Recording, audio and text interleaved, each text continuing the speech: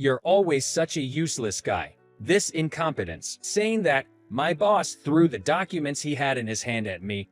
As the papers fluttered through the air, an unpleasant laughter echoed in my eardrums. Incompetent.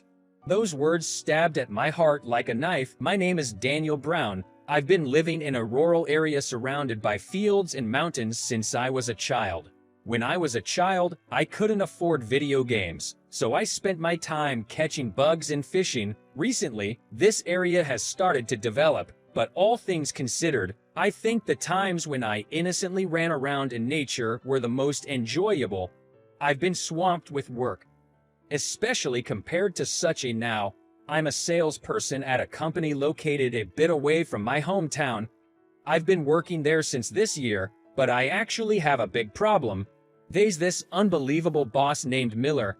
He graduated from a famous university, and he caused trouble in his previous department and was transferred here 2 years ago, or rather, demoted. He is a person with a shady past. In his previous department, he was said to have engaged in bullying behavior towards his subordinates, and he was apparently transferred as a punishment for that. I thought he might be reflecting on that, but instead, he catches newcomers like me, who can't possibly argue back, and engages in insidious harassment, shouting and lecturing. What happened just now, with Miller throwing documents at me, is one of the things he does regularly. What's really malicious is that he does these things where other employees can't see. Normally, if someone had been punished for bullying, they would make sure not to do it again. But in Miller's case, he's trying not to be found out, so he must not have any real remorse. Perhaps he does these things as a way to relieve stress, but my mental state has been steadily deteriorating because of him. I should have reported this, but the fact is I made a mistake at work, and I simply didn't have the courage to report his harassment. The nickname he's given me is the Incompetent Rookie. The word incompetence is something I'm quite familiar with, because I've been called that by my classmates since my student days. Even though I grew up playing outdoors in the countryside, I had almost no athletic ability. I fell during the relay race at the high school sports festival, and my team ended up in last place. Since then, I've been targeted by the muscle brain types and called by the nickname incompetent. After that, I quietly went about my life to avoid causing trouble for others, and I never experienced anything like bullying again. Being labeled like that even after becoming a full-fledged adult, it really gets me down. What's more, I'm still a recent college graduate. To be honest, I'm quite despairing about the future. Will I be able to make it as a working professional from now on? It's just the weight of anxiety that's burdening my heart. Then one day, I was entrusted with a major business deal.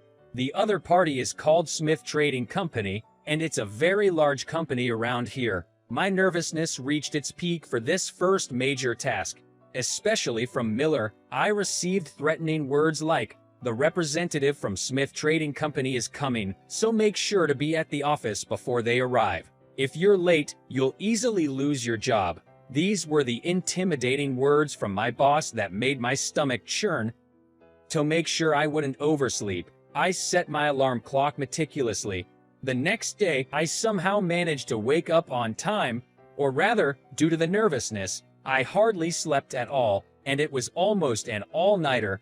But now, there's no way I'll be late. My head feels a bit foggy, but I made some coffee and forced my body into action. When I stepped outside, despite my feelings, the weather was surprisingly good.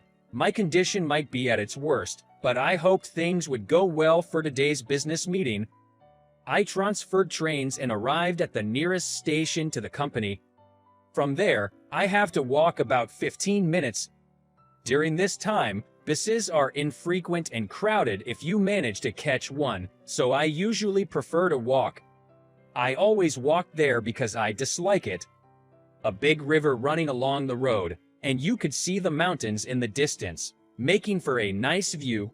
However, having grown up in the countryside, it is a familiar sight, so it doesn't feel particularly special. But today was different. Is that elderly lady drowning? I squinted with my sleep-deprived eyes, focusing on the elderly lady in the river.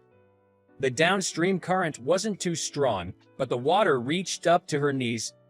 Her face was downturned, and she remained completely motionless. Is she caught in the river's grip?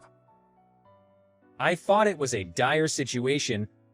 When I was a child, I had a friend who nearly drowned in a river and was in mortal danger.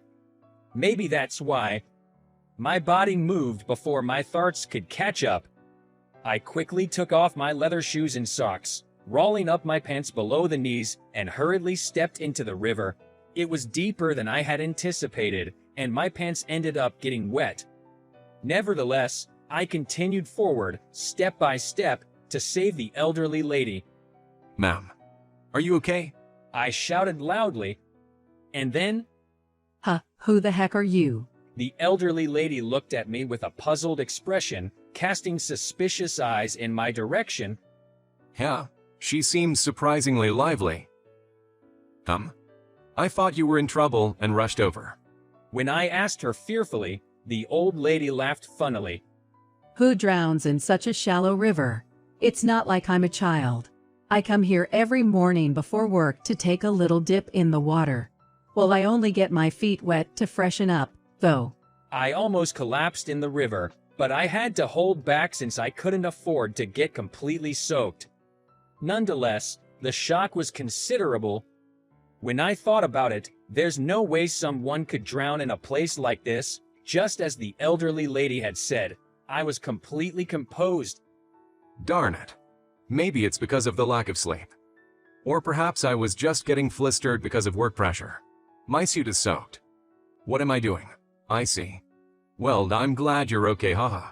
As I chuckled, she said to me, It seems like I've caused you some trouble. Oh well, never mind. Let's get out of here. I followed her as she led me back to the shore. There, she handed me a towel, and I used it to dry the wet areas as best as I could. However, I became somewhat pathetic and complained, It's always like this. I hate myself for being incompetent. In response, she smiled and said, It's been a while since I've seen such a reckless young person. I really like you. Her smile warmed my heart. The first time in a while I felt praised. Afterward, I parted ways with the elderly lady, feeling a bit uplifted. It seemed like today might turn out to be a good day. I only thought for a moment. As soon as I saw the clock, I felt the blood drain from my entire body. I had an important business meeting, but I was already late. I rushed to the company as fast as I could, but by then, the scheduled time had long passed, and Miller, visibly angry, was there. I told you not to be late. The representative from Smith Corporation is about to arrive any minute now. He scolded me before adding, This is why incompetence. He shook his head in exasperation, clearly disappointed. Upon seeing my drenched suit, he frowned deeply. What on earth are you wearing? Well, you see, I began to explain how I got wet while trying to help the elderly lady on the way, but he laughed at me and said there was no way he would believe such a story. You don't even have the brains to make up excuses. I've never seen a loser like you before. Stupid like you. Don't come to the company anymore. His words were nothing short of a barrage of insults. I bit my lower lip. I was already feeling mentally drained. But just then, the representative from Smith Trading arrived. In fact, she had been here a little earlier and had been observing the exchange between Miller and me. Miller's expression changed instantly. Oh, well, President Smith. He rushed over to the representative and greeted her. It seemed that today, the president of Smith Trading had come in person, and the entire office was tense. However, as I looked at President Smith, I couldn't help but exclaim, Oh, the reason was that standing there was the same elderly lady I had met by the river earlier. Well, we just met. The elderly lady, President Smith, said with a smile. Wait, you're the president of Smith Corporation? As I was stunned, my boss, he was standing nearby, asked in amazement, Do you know this person? I replied that this person was the one I tried to help in the river, although it was a misunderstanding. Miller, on the other hand, was left speechless with wide-open eyes. That's right. This young man helped me out. I never thought he was an employee of this company. But, Miller, I heard what you said earlier. Your abusive language. As President Smith narrowed her eyes and glared, Miller's body began to tremble uncontrollably. She was clearly furious. It sent shivers down my spine as well. Did you call him incompetent and suggest that he is a stupid?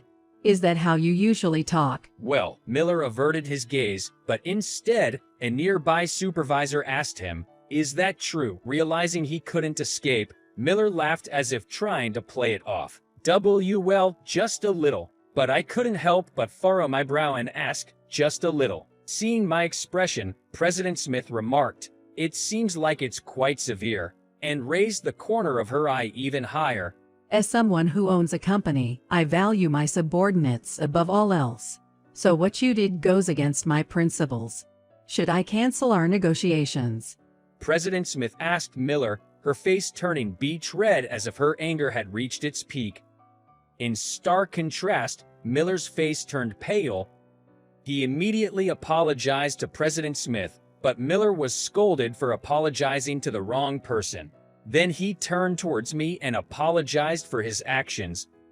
Due to the tense atmosphere that had developed, today's discussion was postponed. During this time, President Smith reminded superiors to take firm action against Miller, and I expressed my deep gratitude to President Smith once again. Then, President Smith offered a warm, thoughtful smile. I like you. It's only natural to do something like this. But I'm even happier that someone like you helped me. Well, I guess someone like me isn't worth helping, though. Come on, don't look so gloomy again. She exclaimed as she patted my back. Have a little more confidence. No one will come near you if you keep wearing that anxious expression. You're a wonderful person, so try to smile from now on. She smiled brightly, as if setting an example. Looking at that smile, I felt a change in my heart. Hey, maybe I should try a bit harder. Hey?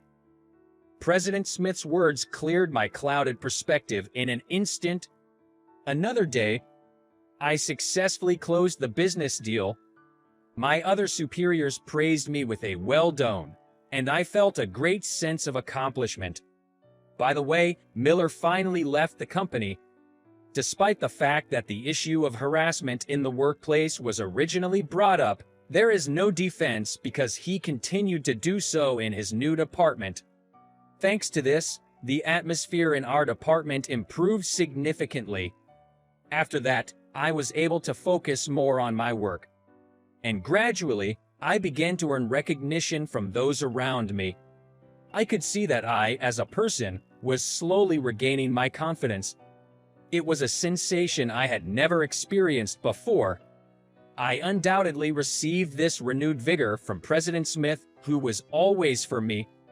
Occasionally, when we met for business negotiations, she would ask me, "Are you doing your best? Or are you eating properly?" She treated me just like a real grandson, and despite meeting the most important person at our business partner's company, I always looked forward to these negotiations.